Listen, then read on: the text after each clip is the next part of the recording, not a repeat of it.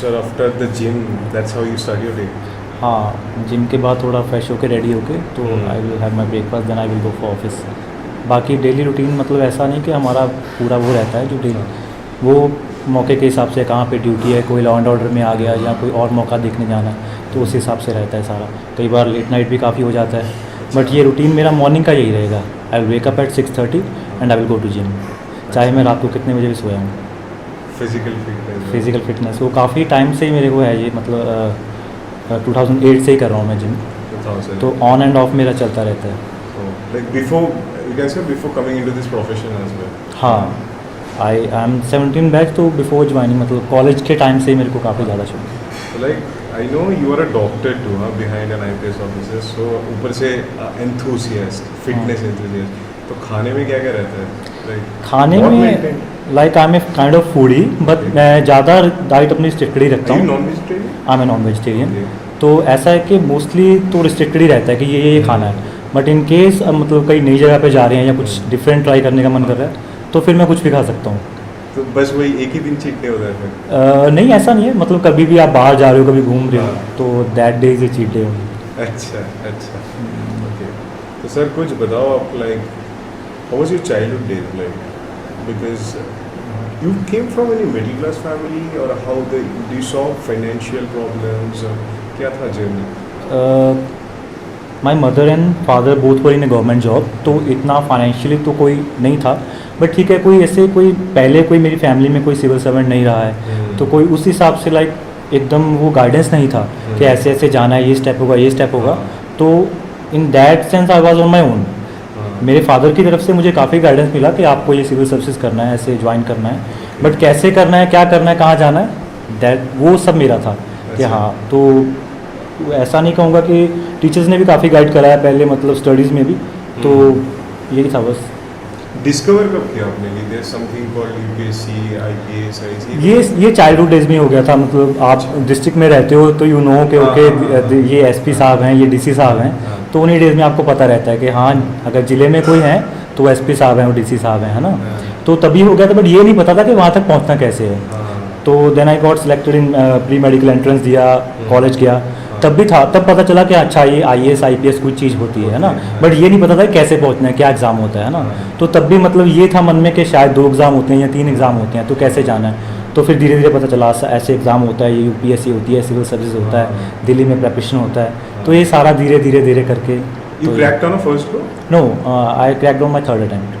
Third attempt. तो वो 2-3 साल मतलब फिर क्या बेरोजगारी चल रही थी? नो, मतलब आई वॉज प्रैक्टिसिंग, मतलब पहले तो मैं अच्छा, you started practicing? हाँ, मैं थोड़ा प्रैक्टिस भी करा था मैंने स्टार्टिंग में। Then I have gone to Delhi in mid-13, तो वहाँ पे मैंने प्रिपरेशन करा थोड़ा, तो ऑन एंड ऑफ चल रहा था, मैं वापस आ रहा था, फिर मैं जा रहा था, वापस आ रहा था, तो ऐसे ऐसे करके फाइनली हो गया। तो एक वो होता है बहुत लोगों की, I have a settle life, I have a profession, and how can I meet और prepare for the exam, because you said you were preparing. And अब डॉक्टर प्रोफेशन इतना आसान भी नहीं होता, बहुत पढ़ना होता है, ये होता है। तो साथ साथ में क्या लगता है आपको, इट हेल्प्ड यू और to boost up your UPSC journey? Doctor profession ने मुझे काफ़ी तरह से हेल्प किया है। पहले तो जो अगर आप एमबीबीएस करते हो तो आपकी सीटिंग डेवलप हो जाती है, क्योंकि एमबीबीएस में काफ़ी ज़्यादा पढ़ना पड़ता है आपको, तो काफ़ी ज़्यादा आवर्स जो है स्टडीज़ में देने पड़ते हैं। तो वन थिंग इज़ देयर कि आपका वो बाय डिफ़ॉल्ट ही आप हार्ड वर्किंग हो जाते हो कि ठीक है इतनी सीटिंग देनी है। तो एक तो वो था, और सेकंड था स्टेबिलिटी, फाइनेंशियल स्टेबिलिटी, कि हाँ ठीक है अगर नहीं भी होता है तो, क्योंकि वो चीज़ आपको मन में रखनी पड़ेगी कि अगर नहीं, हाँ कि नहीं भी होता है तो एटलीस्ट ये तो है ही। तो क्योंकि थोड़ा अनसर्टेन तो है ही, मतलब पहले पता नहीं होता आपको कि whether you will be able to crack it or not, है ना। तो उस तरफ से मुझे ये प्रोफेशन ने काफ़ी हेल्प किया है।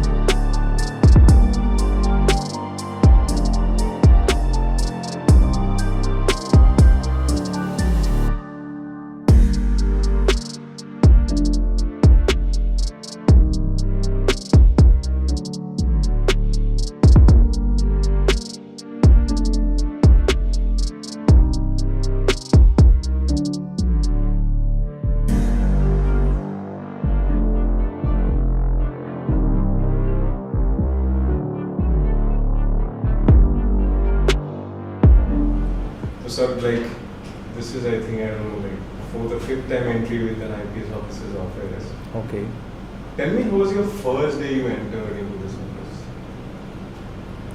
This is my I guess 5th posting. तो बहुत ही ज़्यादा आपको जब आप किसी नए ऑफिस को ज्वाइन करते हो तो एक खुशी भी रहती है मन में, और साथ में आपको चैलेंजेस क्या हैं वहाँ पे आपको क्या क्या वर्क करना पड़ेगा वो भी माइंड में रहता है। तो of course it was a great feeling, है ना। जब भी मैं यहाँ आया था, I got promoted to SP rank, I join in some other district, now I am in this district. तो बहुत ही अच्छा फीलिंग रहता है, और साथ में हमारे माइंड में ये भी रहता है कि क्या करना है यहाँ पे, हमें क्या क्या चेंजेस लाने हैं। नहीं सर, मैं एग्जैक्टली ये पूछ रहा था कि the first day you entered into a police office being an IPS officer. Okay Yeah. Okay okay okay. उस टाइम पे मेरे माइंड में दोनों चीज़ें थी। एक तो काफ़ी ज़्यादा मैं एक्साइटेड भी था, आई वॉज हैप्पी कि I came here as an IPS officer in my home state. Second जो थोड़ा बैक एंड पे आपके चलता है कि कैसा रहेगा, weather I will like it or not, है ना। वो जो काइंड ऑफ डर, Mixed feeling. हाँ, वो फीलिंग होती है, स्ट्रेस फीलिंग होती है कि कैसा रहेगा, मैं एक्सपेक्टेशन पे खड़ा हो पाऊँगा कि नहीं हो पाऊँगा। एकदम नया फील्ड था, कोई पहले मेरे फैमिली में नहीं है, there was nobody to guide, तो वो एक बैक ऑफ द एंड रहता है। बट अभी I am like for 2 years into this field, तो अभी आई एम टोटली सेटिस्फाइड कि मैं खुश हूँ जो भी मैं कर रहा हूँ। So, sir, you said that there's nobody to guide in the family because you came from the first thing, है ना। Being a youth, and being an investigations officer, you also see a lot of cases, है ना, ये चल रहा है वो चल रहा है। कभी कभार बहुत आपने देखा होगा ऐसे केसेस कि बहुत यंग बच्चे हैं, कुछ चीज़ों में फंस गए, तो उसमें सर क्या लगता है, व्हाट्स द इशू बिहाइंड कि उनको प्रॉपर गाइडेंस नहीं मिलते, कि वो ऐसे ही कुछ अनोखा चेक करने की वजह से घुस जाते हैं चीज़ों में। ओके मैं कल परसों ये एक मीम देख रहा था, I will share with you, not a meme, मतलब कुछ वो था एजुकेशनल करके पिक्चर थी, उसमें 2 लोग बैठे हुए थे, one was educated and he was having a good job, दूसरा जो था he was not having a job, और वो काइंड ऑफ अल्कोहलिज्म में था कि ये ड्रग्स एंड ऑल, है ना। तो उन दोनों को जब रीज़न पूछा, वो दोनों भाई थे, सके भाई थे, जब दोनों को रीज़न पूछा गया, एक से पूछा गया कि हाँ भाई तूने इतना पढ़ लिख के तू कैसे बन गया इतना बड़ा ऑफिसर, कहता मेरा फादर एक अल्कोहलिस्ट था, वो एक ड्रग एडिक्ट था। दूसरे को जब पूछा गया कि तू ऐसे शराबी कैसे बन गया, तो उसका भी सेम आंसर था कि मेरा फादर एक अल्कोहलिस्ट था, एक ड्रग एडिक्ट था। तो सिचुएशन वही रहेगी, आप उसको कैसे अपने हिसाब से डालते हो, वो आपको कुछ बनाता है। तो अगर मैं ये नहीं कहूँगा कि उनकी फैमिली में था तो वो इधर क्राइम में आ गए, तो ये चीज़ नहीं है, उसको वो कैसे ले रहे हैं, है ना। तो इसमें मेरा एक सजेशन भी रहेगा कि उस लेवल पे, उस एज पे उनको अगर गाइडेंस दी जाए, नो मैटर क्या सिचुएशन है फैमिली में, उनके फादर क्या करते हैं, तो उनको अवॉइड करा जा सकता है क्राइम करने में, इसमें एंटर करने में। तो सर आप गाइडेंस की बात की, तो जब मैं ज़िंदगी में पहली बार घर से बाहर गए, तो मैंने ये चीज़ महसूस किया कि पेरेंट्स तो बोल देते कि बेटा इधर मत जा, बेटा ये मत करना, वो मत करना, but you get expose to so many things, है ना। तो कभी कभी मन बहक जाता भी है, आपके साथ भी हुआ रहेगा। So can you share any experience की जिसमें ऐसा लग रहा था कि इस जगह हम जा रहे हैं, हाउ यू कंट्रोल योरसेल्फ, क्योंकि बहुत सारे यूथ शायद इस फेज से जा रहे हैं, how they can control this. मेरे से पहले भी बहुत बार हुआ है कि हाँ ये कर रहा है मन करने का, बट ये नहीं करना, है ना। मेरे से क्वेश्चन भी पूछा गया काफ़ी टाइम, तो मेरा तो एक ही जवाब होता है कि मेरे हर टाइम में मन में रहता है प्रायोरिटी, कि मेरी प्रायोरिटी क्या है। क्योंकि माइंड एक ऐसी चीज़ है, आपका हर चीज़ करने को मन करेगा, बट उस टाइम आपको क्या देखना है कि मेरी प्रायोरिटी क्या है, क्या ये अगर मैं करूँगा क्या ये मेरे गोल को अफेक्ट करेगा। अगर आंसर येस है तो आई वॉन्ट टू। तो मन में हर टाइम एक प्रायोरिटी रहनी चाहिए, एक गोल रहना चाहिए। कोई भी चीज़ आप कर रहे हो, अगर उस गोल के, उस प्रायोरिटी के अगेंस्ट जा रहा है तो मत करो। Your goal was like aimed in the early ages? हाँ, मैंने पहले ही सोचा था कि आना तो सिविल सर्विस में है। And sir, आपने बोला मैं born and brought up near about Patiala के आसपास ही थे ना? I forgot. I'm from Fatehgarh Sahib. Fatehgarh Sahib, है ना? तो बचपन में भी गुजारा आपने? हाँ, फतेहगढ़ से मैं वहीं पे born and brought up। तो अभी आप SPO वहीं के पटियाला के, तो दोस्तों की क्या रिएक्शन होती है? Of course they feel good, of course अच्छा लगता है। देखो हमारे कुछ पर्सनल रिलेशन होते हैं जो पहले के हैं, अभी भी डेवलप हो रहे हैं। एक होते हैं पर्सनल, अभी जो प्रोफेशनल बनते हैं ना, तो लोग क्या सोचते हैं कि हम सिलेक्ट हो गए, हम यहाँ पे बैठे हैं, तो कैसा रहेगा बंदा। तो जो हमारे पहले के रिलेशन है वो बिल्कुल वही रहते हैं। जब मैं घर में जाता हूँ तो मेरे सब घर वाले वैसे ही बिहेव करते हैं जैसे पहले करते थे, दोस्त भी वैसे ही हैं, वैसे ही बात होती है, वैसे ही बैठते हैं, वैसे ही उठते हैं, उसमें कोई भी चेंज नहीं आया है। तो ये जो लाइफ है, ये प्रोफेशनल लाइफ, ये बिल्कुल अलग है उससे। आपके नेचर में आपके नो डाउट जो भी आपके प्रोफेशन के ट्रेड्स रहते हैं वो थोड़ा बहुत नेचर में आने लग जाते हैं, बट जो आपके प्रीवियस रिलेशन रहते हैं, जो आपके पर्सनल रिलेशन डेवलप हो रहे हैं, आई गेस उनमें कोई चेंज नहीं आता है, वो जैसा पहले था वैसा ही चल रहा है। और चेंजेस की बात की, like in your profession you need to see a lot of things ना, कि मान लो केसेस ये वो बहुत कुछ चलता है, तो वो इफेक्ट होता है ना पर्सनल लेवल पे, how you deal with those things, क्योंकि आपका भी एक पर्सनल लाइफ है ना about the profession, how you deal with. काफ़ी बार केसेस ऐसे आ जाते हैं जहाँ पे आपको डायलेमा होता है कि क्या करना चाहिए मुझे इसमें, है ना। तो उसमें तो फिर मैं यही कहना चाहूँगा, आई गो बाय लॉ, जो भी रहता है। तो कई बार हमें डायलेमा रहता है कि इसमें क्या किया जाए, क्या ना किया जाए। कुछ केसेस ऐसे होते हैं, जैसे मान लो फॉर एग्जांपल कोई बंदा था, उसकी इंटेंशन नहीं थी बट उससे वो क्राइम हो गया ना, हाँ, बट उसमें भी काफ़ी रिस्ट्रिक्शन रहती हैं कि how you will go about it, है ना। तो जहाँ तक भी किया जा सकता है, जहाँ तक भी लॉ अलाउ करता है, वहाँ तक उसकी हेल्प की भी जा सकती है, बट फिर भी I think my decision is by law.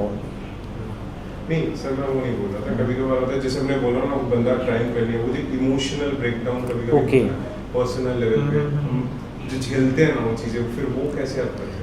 I think starting में मुझे ये चीज़ें काफ़ी इफेक्ट कर रही थी। जब मैंने अभी वो बैलेंस जैसे जैसे ज़्यादा टाइम मेरा जा रहा है तो काफ़ी बैलेंस होता जा रहा है। अभी मुझे वो इतना चीज़ें इफेक्ट नहीं करती। जब स्टार्टिंग में मैंने प्रोफेशन ज्वाइन करा था तो वो चीज़ें इफेक्ट करती थी, क्योंकि जो भी कोई केस आता है, देखो उसमें लोग इन्वॉल्व रहते हैं, फैमिलीज इन्वॉल्व रहती हैं ना, तो नो डाउट हमारे भी इमोशनल रिएक्शन रहते हैं, हमारा भी थॉट प्रोसेस रहता है। तो स्टार्टिंग में काफ़ी ज़्यादा इफेक्ट होता था, अभी इतना नहीं है। अभी इट वाज के प्रोफेशनल है सारा ज़्यादा। और आई गेस आप जस्टिस भी तभी कर सकते हो जब आप इसको प्रोफेशनल तरीके से देखते हो, अदरवाइज आप जस्टिस नहीं कर पाओगे। या दैट्स ट्रू। एंड एक मैंने खुद देखा आजकल सोशल मीडिया पे ग्लोरीफाइड दिखाया जाता है ना, ब्यूरोक्रेट की लाइफ ऐसे लाल बत्ती जा रहा है, ये वो। I want to ask from you, and मैं बहुत सारे ऑफिसर्स को ये चीज़ पूछता हूँ कि सर, जब आपको पहली बार पता लगा है ना, आपकी गाड़ी जब जा रही है, रास्ता क्लियर हो जाता है, चीज़ें होती है, उसमें क्या आता है, लाइक कि अरे हाँ मेरा कुछ हो गया, ऐसा आता है कि दिमाग में कुछ और आता है, यार इसके साथ साथ बहुत रिस्पॉन्सिबिलिटी हो जाती है? देखो अभी that I am in this service, तो अभी तो आई गेस मैं थोड़ा बायस्ड रहूँगा इसका जवाब देने में। मैं क्या सोचता हूँ मैं बताता हूँ। जब भी मैं गाड़ी में जा रहा हूँ तो मेरे ध्यान में आता ही नहीं है कि हाँ रास्ता क्लियर हो गया या कोई खड़ा है, जो किसी ने कुछ कर दिया। मेरे mind, back of the mind में सारा मेरा फील्ड का प्रोसेस चल रहा होता है। अच्छा ये चीज़ है, ये मेरा काम है, मेरे को इवनिंग में ये करना है। तो हमारा फ़ोन भी काइंड ऑफ चलता रहता है जब भी हम गाड़ी में जाते हैं, तो वो सारा थॉट प्रोसेस हमारे माइंड में होता है।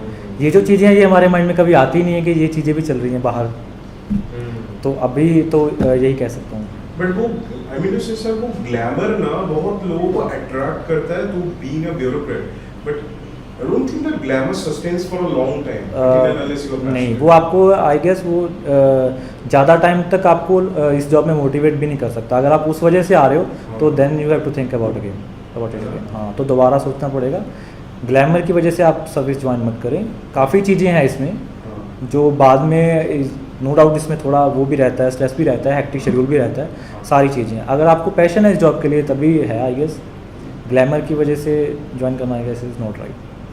And like, what do you think 10 years down the line, Mehtab and Mehtab now, what are the differences? बहुत ज़्यादा चेंजेस आ गए हैं, थोड़ा प्रैक्टिकलिटी आ गई है ना।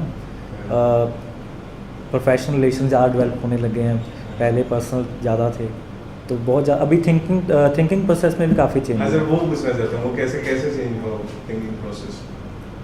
देखो जब आप इस जॉब में होते हो ना, तो आप डेली ऐसे लोगों से मिलते हो जिनसे आप कभी मिले ही नहीं, उनसे आप बात करते हो, है ना, उनका बिहेवियर नोट करते हो, तो काफ़ी ज़्यादा आपको वो नॉलेज हो जाती है कि अच्छा ये बंदा थोड़ा ऐसा सा होगा, है ना। तो उस टाइप से। दूसरा है कि आप हर चीज़ को कोई भी आपके पास केस आया है, कोई भी बंदा आया, उसको थोड़ा आप रैशनली सोचते हो, प्रोफेशनल तरीके से सोचते हो। अच्छा इसमें मुझे ऐसे करना है। आई गेस जॉब में आने से पहले आप थोड़ा उसमें इमोशन इन्वॉल्व कर देते हो कोई भी डिसीजन लेने में। बाद में प्रैक्टिकलिटी, रैशनलिटी ये थोड़ी ज़्यादा बढ़ जाती है कोई भी डिसीजन लेने में, किसी से बात करने में भी। तो ये सर आपने जो बताया ना, that's basically called human mapping, आपको पता होगा है ना। तो and you said you developed it, and आप अभी सीख गए इसको लेकर। सो आपको मैं पहले दिन फोन किया था, you know, then we met. So what will be your human mapping about me?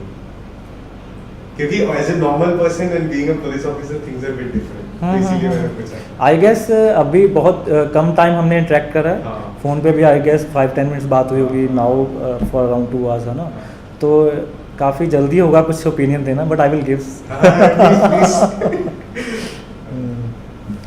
But क्या ओपिनियन सर? मैं वही कहता हूँ ना, मैं अभी नहीं दे पाऊंगा, अभी तो 2 घंटे ही हुए हैं। अच्छा हाँ। अच्छा अच्छा, it will take more time. Okay okay, not an issue. And sir how was your preparation days then? Preparation मैंने मेरा 3rd अटेम्प्ट में क्लियर हुआ था, तो वो टाइम जो रहता है उसमें काफ़ी ज़्यादा नो डाउट स्ट्रेसफुल रहता है काफ़ी ज़्यादा, बिकॉज आपको फ्यूचर का नहीं पता होता कि whether I will be able to clear or not, है ना। तो जब स्टार्टिंग में हर एस्पायरेंट को पता है कि कैसे कैसे हमारे इमोशन चलते हैं। फर्स्ट में we are like totally motivated, पूरा रहता है कि निकाल देना, इस बार तो कर देना है ना। फिर जब फर्स्ट अटेम्प्ट में नहीं हो पाता, फिर सेकंड में, तो मैंने मतलब काफ़ी सुना है कि एक बार ग्राफ आपका एकदम ऊपर जाता है प्रेपरेशन में, फिर वो डाउन होना स्टार्ट हो जाता है। अगर वो पीक पे जब गया है तो क्लियर हो गया तो it is well and good, है ना। वैसे किसी भी अटेम्प्ट में क्लियर हो सकता है, तो मेरा भी कुछ ऐसा ही था। फर्स्ट में काफ़ी ज़्यादा मैंने प्रिपेयर करा, सेकंड में थोड़ा और अच्छा हो गया, तो थर्ड में मेरा क्लियर हो गया। आई डोंट नो कि अगर नहीं होता तो आगे कैसे कैसे इमोशन जाते, बट ये जो टाइम है, ये जो 3 साल का 3.5 साल का मेरा टाइम रहा, इसमें आई गेस जो सबसे ज़्यादा जो क्वालिटी ने मुझे हेल्प करा है वो है पेशेंस। पेशेंस आपको रखना ही पड़ता है, अगर वो चीज़ नहीं है तो आप अपना माइंड को एकदम उस गोल के ऊपर नहीं रख सकते, है ना। आपके जो बैचमेट्स हैं, दे आर गेटिंग सिलेक्टेड, वो फॉरेन में जा रहे हैं, they are well settled, they are getting married, है ना। ये आपको भी नंबर गया? हाँ, ये सब चीज़ें रहती हैं, नॉर्मल ह्यूमन बीइंग है, ये सब चीज़ें रहती हैं। ऐसा कुछ नहीं है कि इतना ज़्यादा हमने अपना रेजिस्टेंस मैकेनिज्म बढ़ा लिया, डिफेंस मैकेनिज्म बढ़ा लिया कि मुझे चीज़ अफेक्ट ही नहीं कर रही। ये रहेंगी, इनको कैसे सेटल करना है, कैसे थॉट प्रोसेस को अच्छा रखना है, वो चीज़ ज़्यादा मैटर करती है। तो ये चीज़ें माइंड में आती हैं कि अच्छा ये बैचमेट्स, ये अच्छा हो गया, इसने पीजी कर ली, now is well settled, now is settled in foreign, इसकी शादी हो गई, तो ये सब चीज़ें साथ में चलेंगी, है ना। उसको कैसे बैक ऑफ द माइंड रख के आपको सारा अपनी एनर्जी प्रिपरेशन में देनी है, दैट इज़ द की। तो अब like how was you in your school days या कॉलेज? स्टूडियस थे कि एवरेज? I was average. तो अभी जब यूपीएससी क्रैक करके आईपीएस बना, कुछ लोग ही आपको देखने का इरादा बदल गया होंगे। व्यू पॉइंट तो चेंज होता ही हो गया पॉइंट तो। हाँ, अभी भी मैं नहीं कहूँगा, मैं तो ये कहूँगा कि जो क्वालिटी पहले मैंने एक तो पेशेंस बोला है, second is hard working. Hard work बहुत ज़्यादा इंपॉर्टेंट है। आप कैसे भी रहे हो अपने स्कूल डेज़ में, काफ़ी ज़्यादा एस्पायरेंट्स ऐसे हैं, काफ़ी ज़्यादा ऑफिसर्स ऐसे हैं जिन्होंने ज़्यादा अच्छा नहीं स्कूल में परफॉर्म करा बाद में, लेकिन उन्होंने ये एग्ज़ाम क्रैक करा है।